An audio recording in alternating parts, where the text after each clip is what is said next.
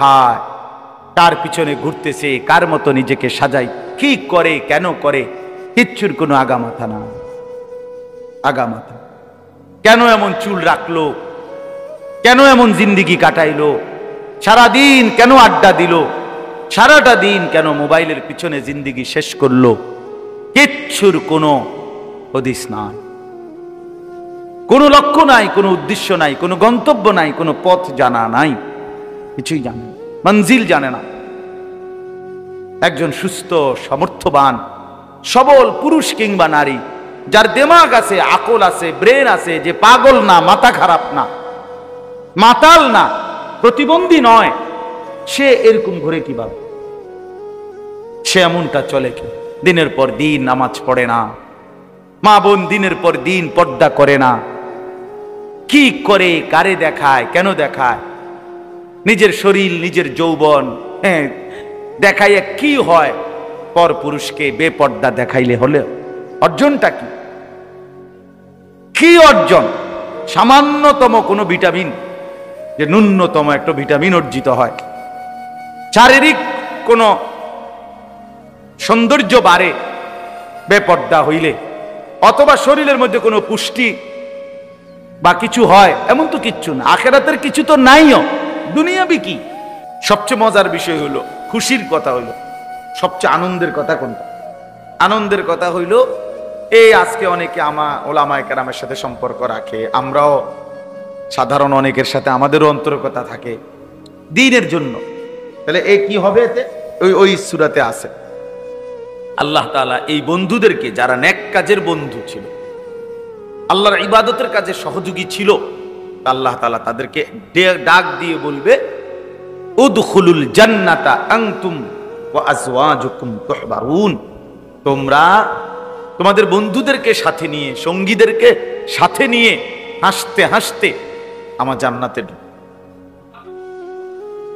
তখন এই নেক কাজের বন্ধুরা গলাগলি করে, হাতে ধরাধরি করে একসাথে জান্নাতে ঢুকো। সুবহান। ইয়া ইবাদি লা খাউফুন আলাইকুমুল ইয়াওমা ওয়ালা আনতুম তাহজানুন, আল্লাহ তাআলা বলবেন যে হে আমার বান্দারা, আজকে তোমাদের কোনো চিন্তা নাই, কোনো পেরেশানি। তোমরা একসাথে বন্ধুরা যারা একজন আরেকজনকে নেক কাজের জন্য সহযোগিতা করেছিলে, আল্লাহর ইবাদত, নামাজ, রোজা, দান, সাদাকা, জিকির, তেলাওয়াত,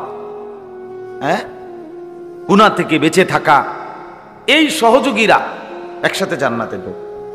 এবং তাফসীরের মধ্যে আছে আপন বিবিও যদি এমন হয়, ওয়া আজওয়াজুকুমের মধ্যে স্ত্রী অন্তর্ভুক্ত, যদি কারো স্ত্রী এমন হয় যে সে তার স্বামীকে নেক কাজে সহযোগিতা করছে, স্বামী তার স্ত্রীকে নেক কাজে সহযোগিতা করছে, স্বামী তাকে পর্দা মেনে নেওয়ার ক্ষেত্রে সহযোগিতা করছে, স্ত্রী তার স্বামীকে দ্বীনের কাজে আল্লাহর রাস্তায় বের হইছে, তো সে সন্তান ঘর আগলায়া রাখছে, তাহলে এই যে সহযোগী একজন আরেকজনের নেক কাজের সহযোগী, তো আল্লাহ তাআলা এই স্বামী স্ত্রীদেরকেও বলবেন তোমরা স্বামী স্ত্রী একসাথে জান্নাতে প্রবেশ করো।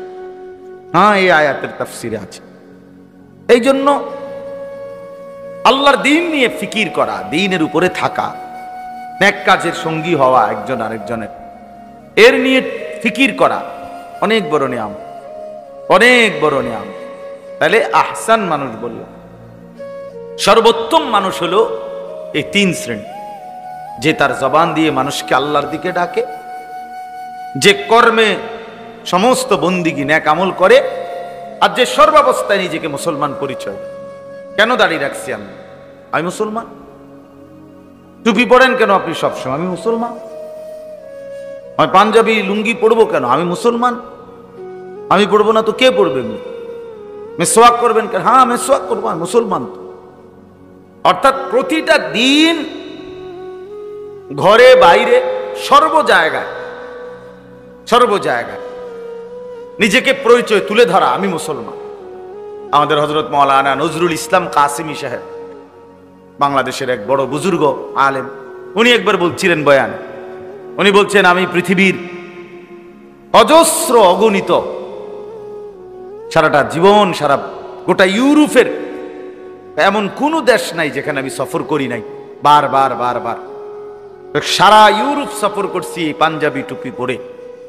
তো উনি বলছেন ইউরোপের বহু বিমানবন্দরে ইমিগ্রেশনে আমার দেশি শার্ট প্যান্ট স্যুট পরা, দাড়ি শেভ করা, এরকম বহু লোককে ঘন্টার পর ঘন্টা ইমিগ্রেশনে চেকিং এর কারণে দাঁড় করায় রাখছে, কিন্তু আমার কোথাও পৃথিবীর কোনোবারে একবারের জন্য আটকায় নাই। কারণ আমার পরিচয় মুসলমান, আমার লেবাস চেহারায় বোঝা যায় মুসলমান, আমার পরিচয়ে আর আমার শরীরে গঠনে মিলছে, এই জন্য আমার আর কোথাও কি করে নাই আটকায়। উনি বলছেন যে আমি শত শতবার দেখছি। এই জন্য এটা একটা বড় বিষয়। আমরা হীনমন্য মানুষ যারা হীনমন্য মানে যারা নিজেকে নিয়ে বিব্রত বোধ করে বেশি, আহা আমি যদি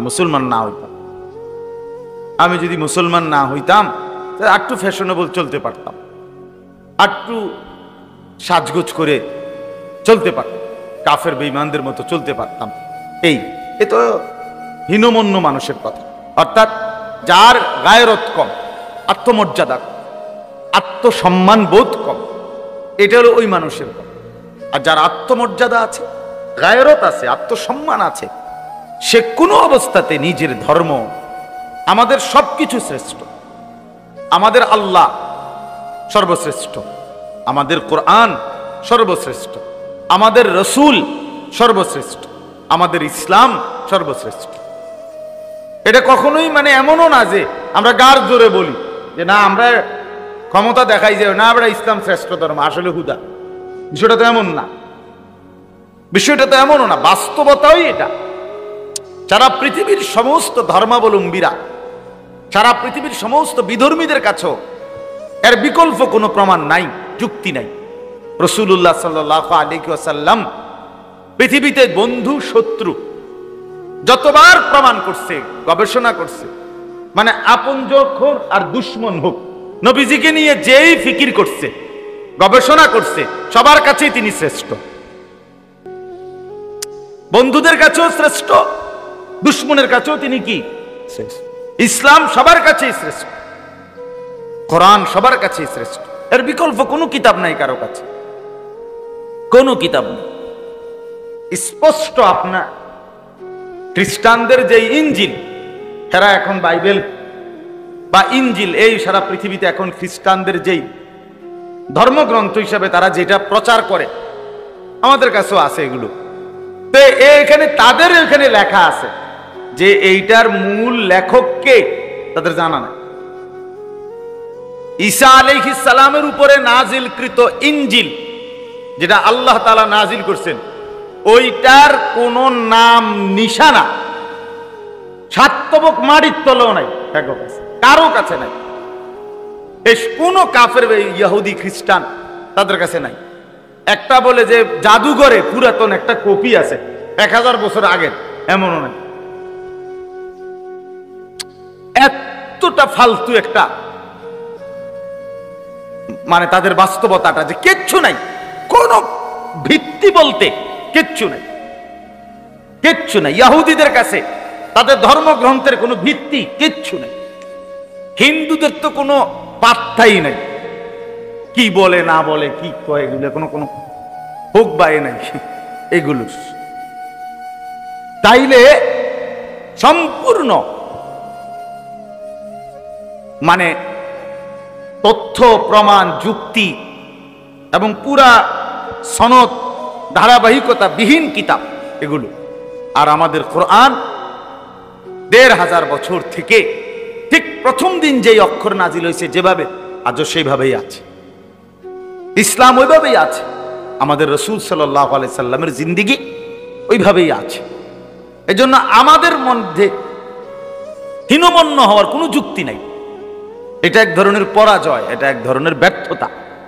মুসলমানের যে ছেলেরা, মেয়েরা, পুরুষরা, মহিলারা এই শিক্ষিত হওয়ার নামেও যারা নিজেদের লেবাস, পোশাক, চেহারা, সুরত, ঘর, পরিবার এগুলোর থেকে ইসলামকে বিদায় দিছে, এগুলো বেগায়রত। মূলত এদের আত্মসম্মান কম, আত্মমর্যাদা কম, আত্ম উপলব্ধি কম। এরা হীনমন্য রূপ মানসিকতা, বাস্তবতা। এরা নিজ ধর্মের ব্যাপারে এদের কোনো নির্ভরতা নাই, এরা লজ্জিত, বরং ভিতরে ভিতরে এমনি মুখে বলে না আর কি, ভিতরে ভিতরে লজ্জিত যে ইসলাম আসলে এতটা যুক্তিসঙ্গত বর্তমান পৃথিবীতে চলনসই না। এখনকার এই আধুনিক পৃথিবীতে ইসলামের সব কথা নিয়ে পড়ে থাকলে হবে না। এই মানে এটা হলো মূলত শয়তান ইবলিস তাদেরকে জেহানটা এভাবে তৈরি করে নিচ্ছে।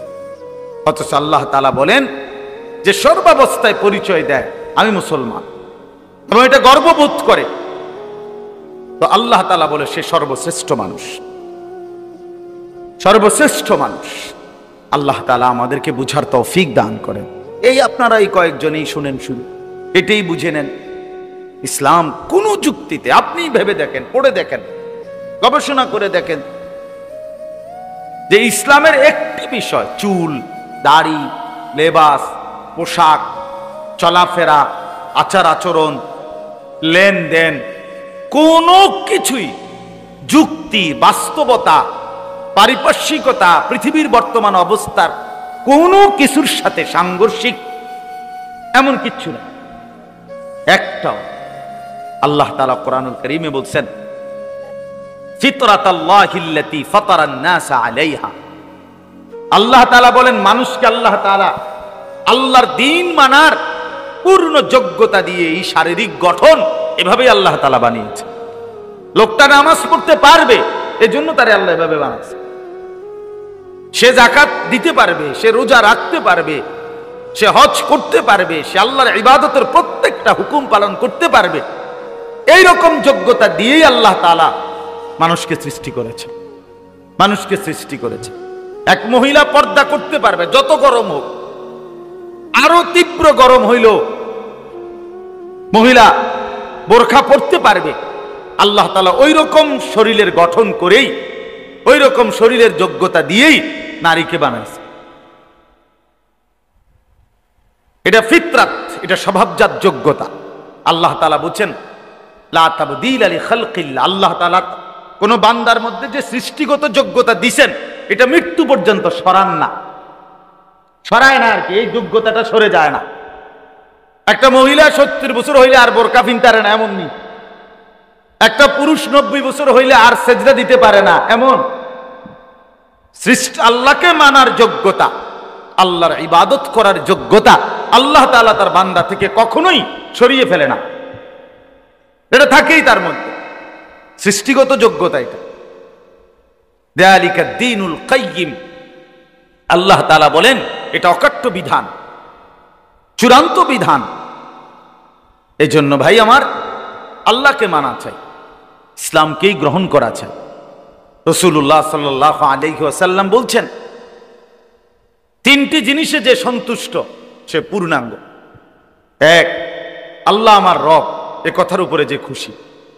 ইসলাম আমার ধর্ম, এ কথার উপরে যে খুশি।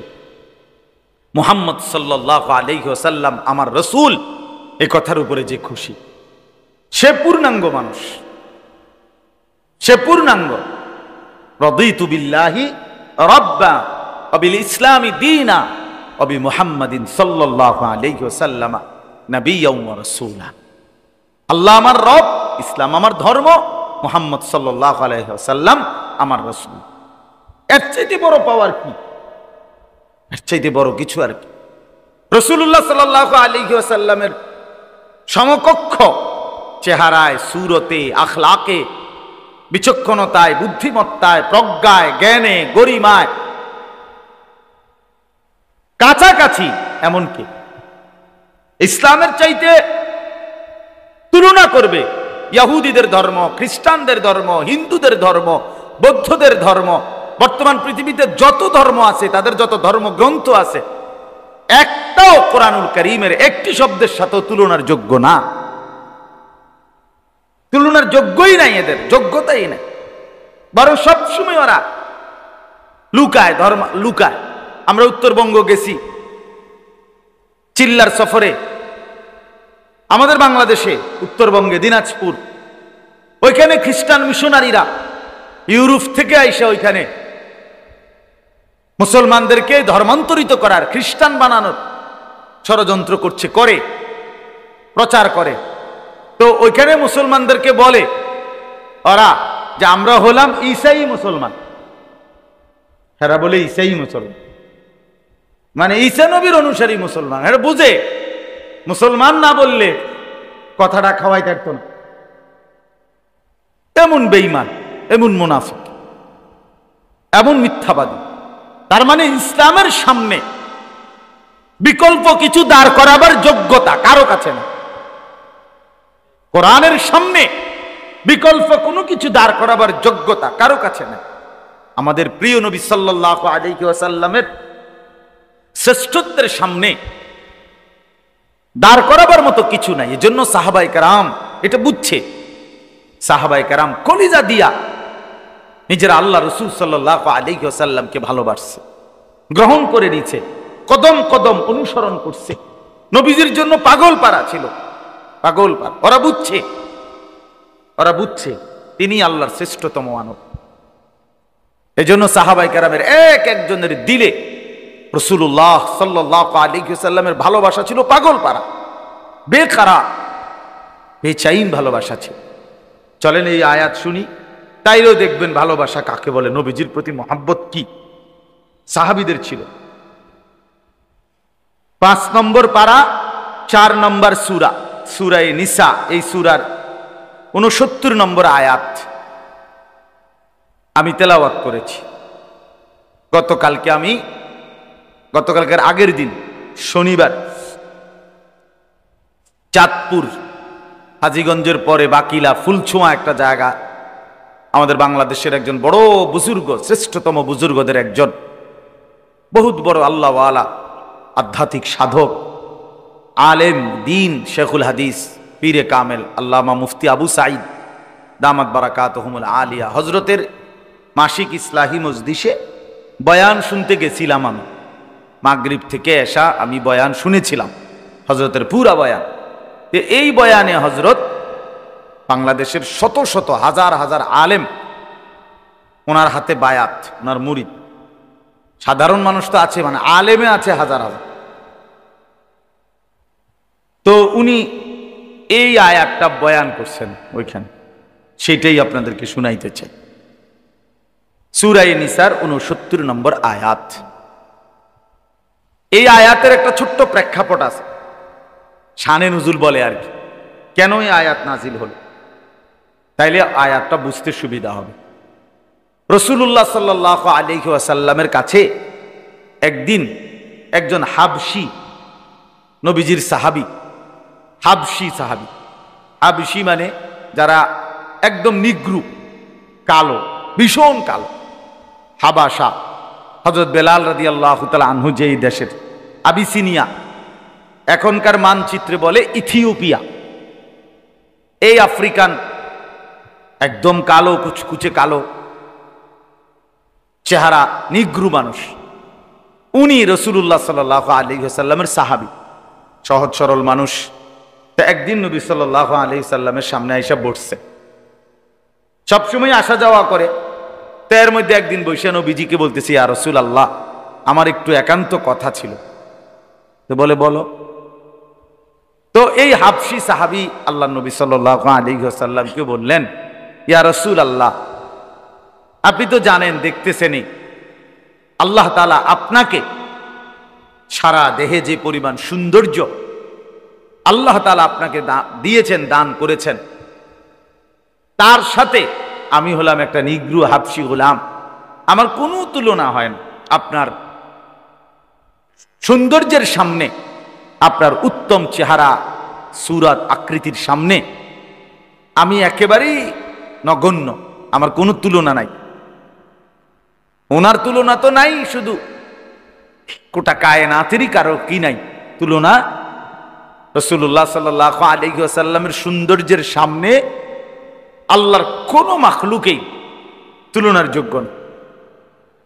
বরং রাসূলুল্লাহ সাল্লাল্লাহু আলাইহি ওয়াসাল্লাম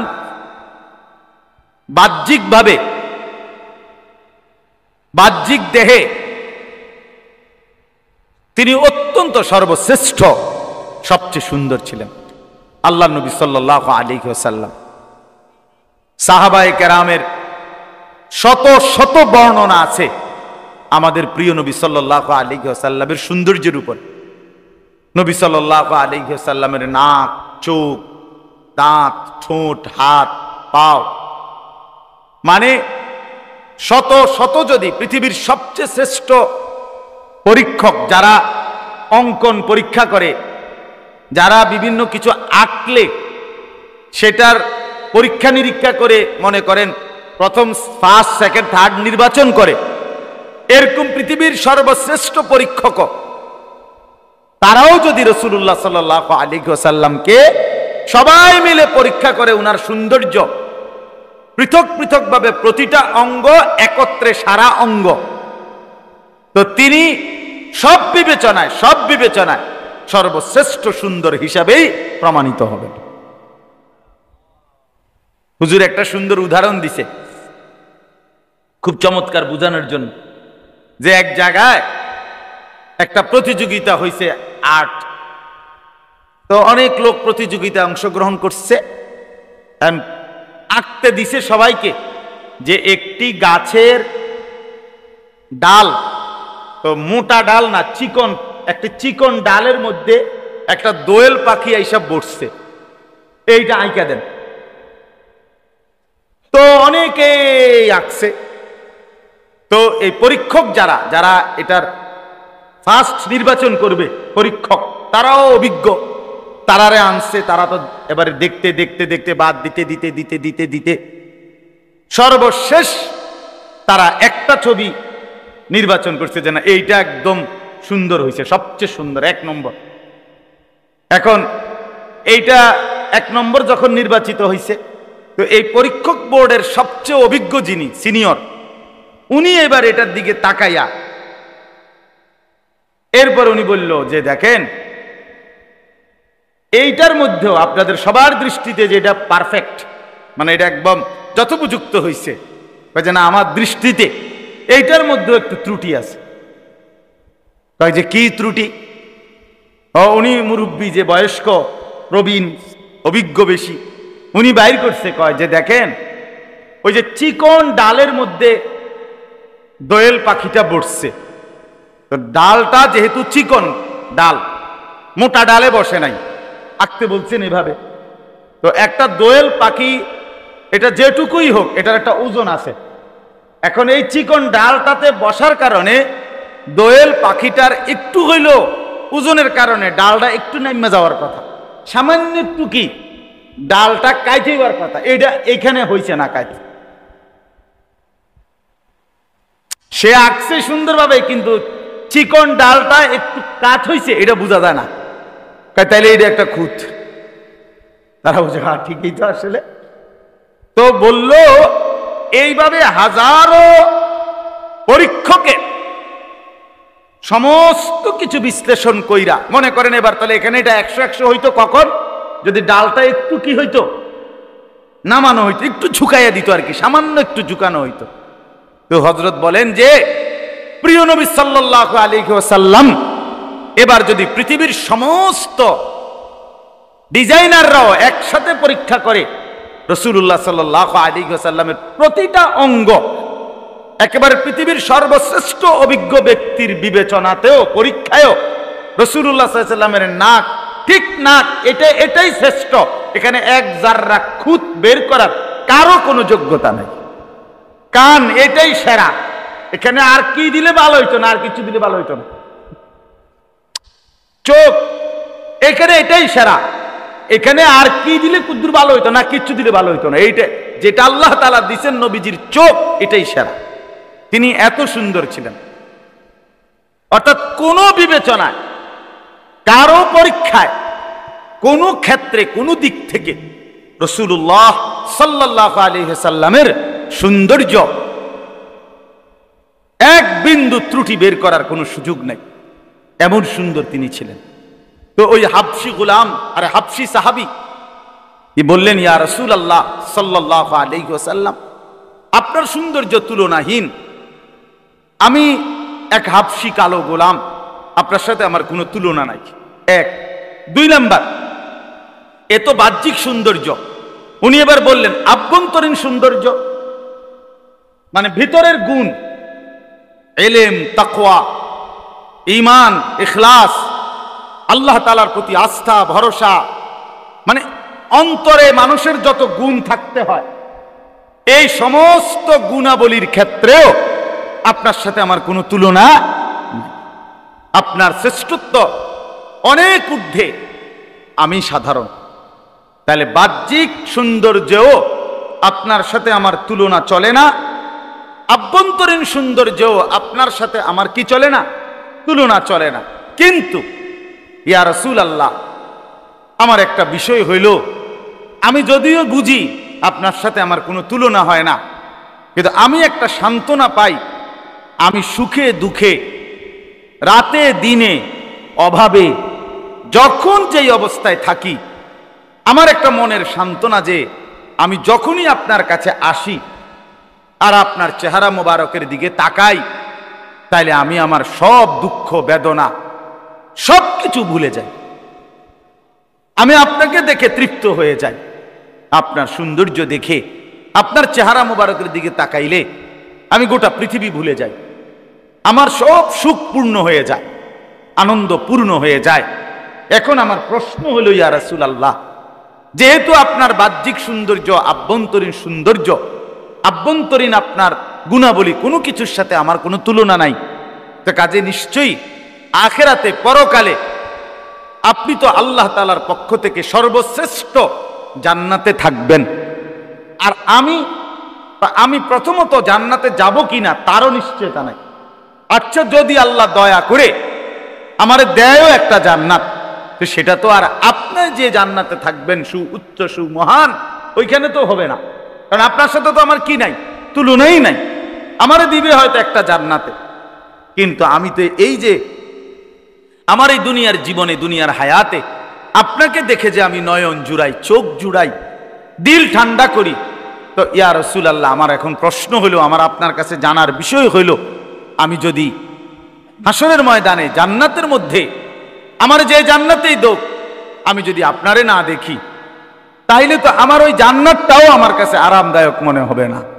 তখন আমি কেমনে থাকবো, এইটা আমি জানতে চাই। আল্লাহ নবী সাল্লাল্লাহু আলাইহি ওয়াসাল্লাম চুপ হয়ে গেলেন। নবী সাল্লাল্লাহু আলাইহি ওয়াসাল্লামের চেহারা মোবারক থেকে ঘাম ঝরতেছিল। সাহাবীরা বুঝছেন আল্লাহ নবী সাল্লাল্লাহু আলাইহি ওয়াসাল্লামের উপরে জিবরাইল আসছে, মানে ওহী নাজিল হচ্ছে। জিবরাইল ওহী নাজিল করলেন, আল্লাহ তাআলা জবাব দিলেন। আর জিবরাইল চলে যাওয়ার পরে আল্লাহ নবী সাল্লাল্লাহু আলাইহি ওয়াসাল্লাম ওই সাহাবীকে ওই প্রশ্নের জবাবে এই আয়াত শুনাইলেন। কোন আয়াত? এই 69 নম্বর আয়াত। কি শুনাইলেন?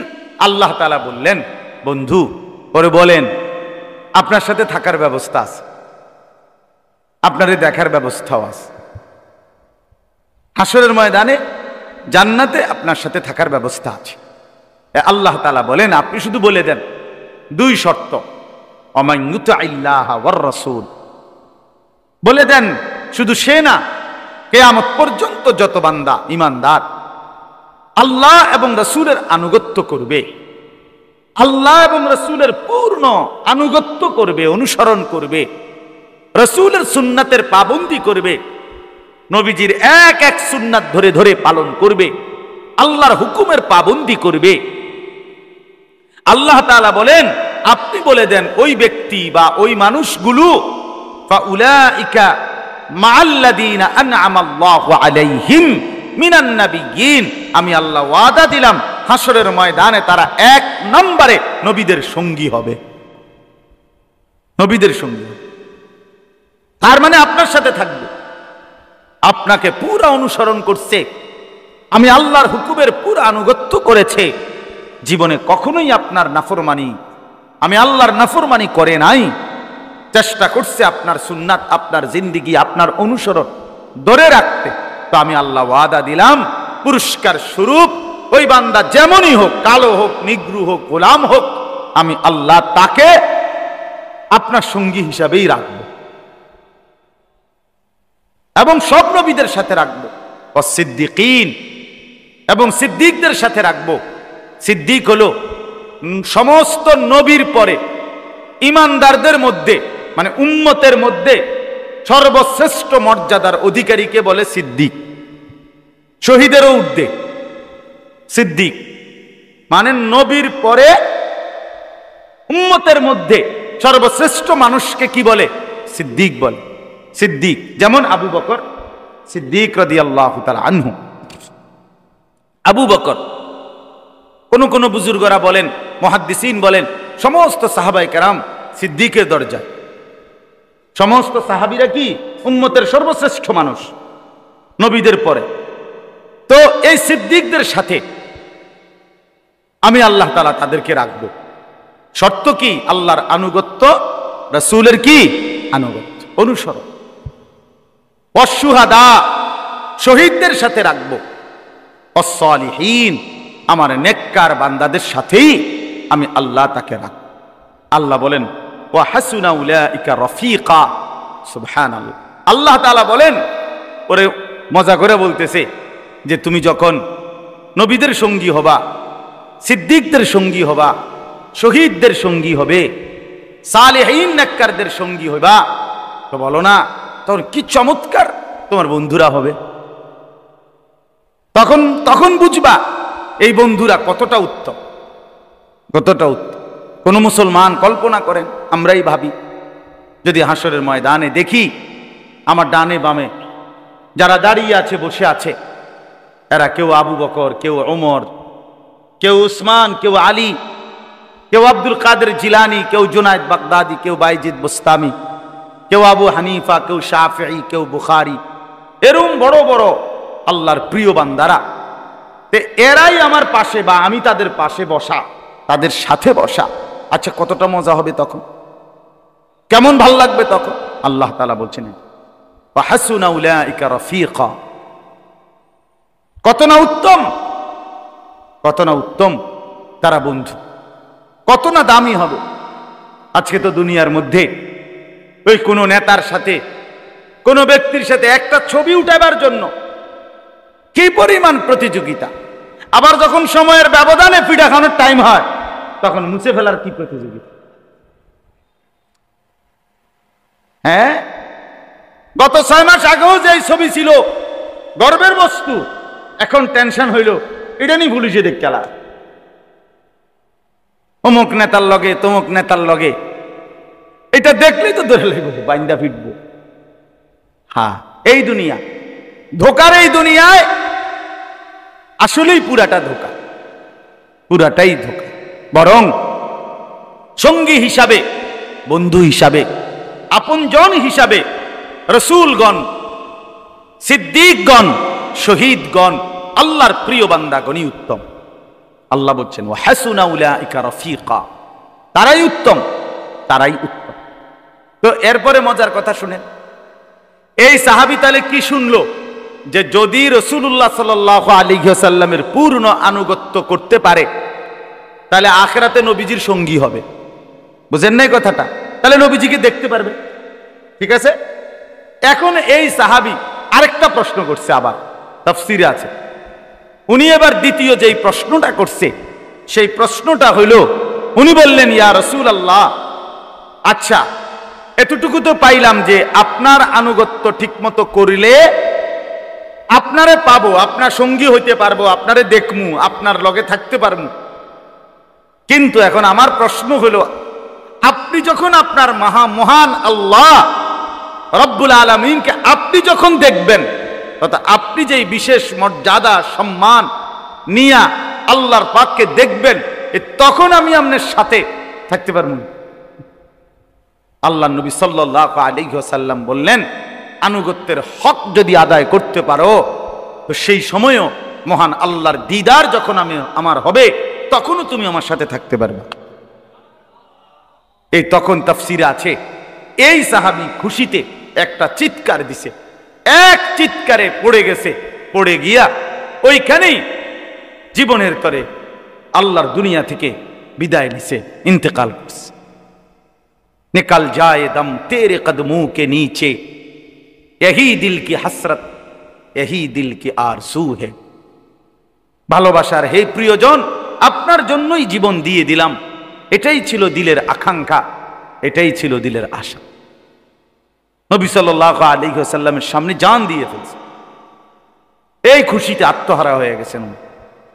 তাইলে আল্লাহ তাআলা এই আয়াতের মধ্যে বললেন রাসূলুল্লাহ সাল্লাল্লাহু আলাইহি ওয়াসাল্লামের আনুগত্য, আল্লাহর আনুগত্য, আল্লাহর হুকুম মানা, রাসূলুল্লাহ সাল্লাল্লাহু আলাইহি ওয়াসাল্লামের সুন্নাতের অনুসরণ করা। পুরা কোরআনুল কারীমের মধ্যে আছে এটা। কতভাবে যে আল্লাহ বলছে ফাত্তাবিউনি ইউহিব্বুকুমুল্লাহ, তোমরা আমাকে অনুসরণ করো, মুহাম্মদকে অনুসরণ করো, বন্ধুকে অনুসরণ করো, আমি আল্লাহ তোমাদেরকে ভালোবাসবো। ফাত্তাবিউহু লাআল্লাকুম তাহতাদুন, আল্লাহ তাআলা বলেন আমার রাসূলকে অনুসরণ করো, তাহলেই তোমরা হেদায়েত পেয়ে যাবে। আল্লাহ তাআলা বলছেন ফাল্লাযীনা আমানু বিহি ওয়া আযযারুহু ওয়া নাসারুহু ওয়াত্তাবাউন নূরাল্লাযী উনজিলা মাআহু, যারা আমার রাসূলের প্রতি ঈমান আনবে, আমার রাসূলকে সম্মান করবে, আমার রাসূলের দ্বীনকে সাহায্য করবে এবং আমার রাসূলের উপরে নাজিলকৃত এই কোরআনকে অনুসরণ করবে, উলাইকা হুমুল মুফলিহুন, আল্লাহ বলেন এরা নিশ্চিত সফল, কামিয়াব, জান্নাত, জান্নাত। এই জন্য প্রিয় ভাই আমার, আজকে এতটুকুই কথা, মেহেরবানি করে হাদিসের যে অংশটা পড়ছি আল মারউ মা'a মান আহাব্বা, নবী সাল্লাল্লাহু আলাইহি, এটাও সুন্দর ঘটনা আছে। একজন সাহাবী, আল্লাহ নবী সাল্লাল্লাহু আলাইহি ওয়াসাল্লামের একজন সহজ সরল সাহাবী, সাদাসিধে সাহাবী বললেন ইয়া রাসূলুল্লাহ মাতা সাআ, কিয়ামত কোন দিন হবে?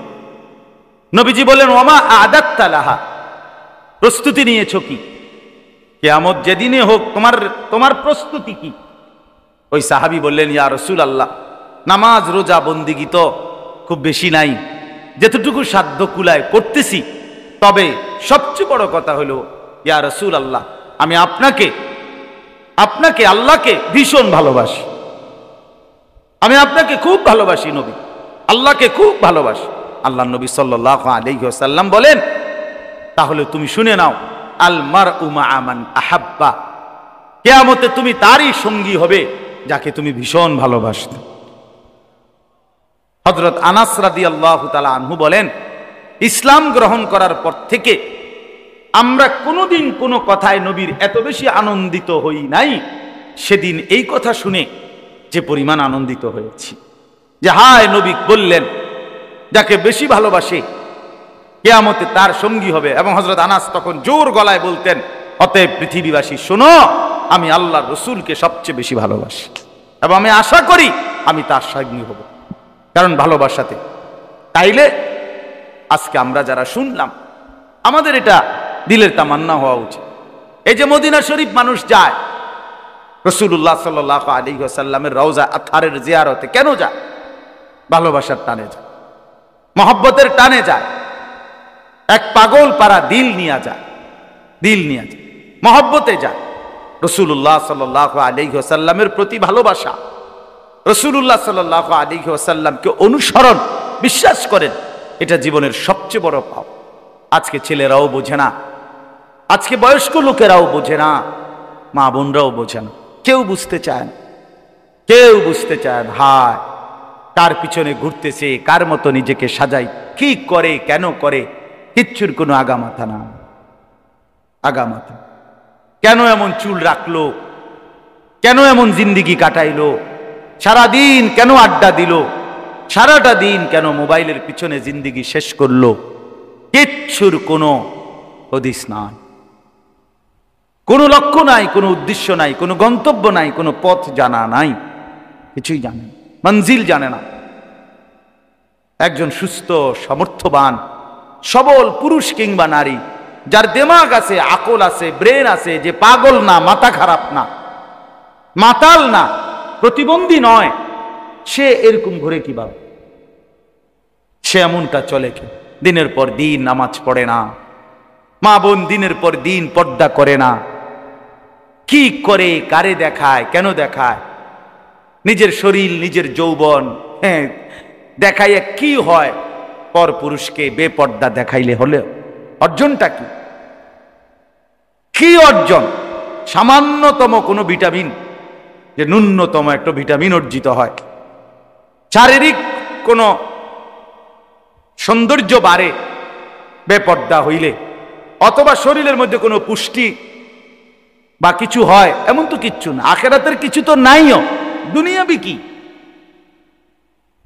এই জন্য বাপ চলেন আজকে আমরা নিয়ত করি, আমরা প্রত্যেকেই এই সাহাবীর, উনি জানতে চাইছেন, সাদা সিধে সাহাবী, আল্লাহ তাআলা আয়াত নাজিল করে জানাইছেন, তোমরা যারা যারা আমার ইমানদার বান্দা, আমার রাসূলের অনুসরণের জন্য পূর্ণ চেষ্টা করবা, আমি আল্লাহ ওয়াদা দিলাম আমার রাসূলের সাথেই তোমাদেরকে থাকতে দেব।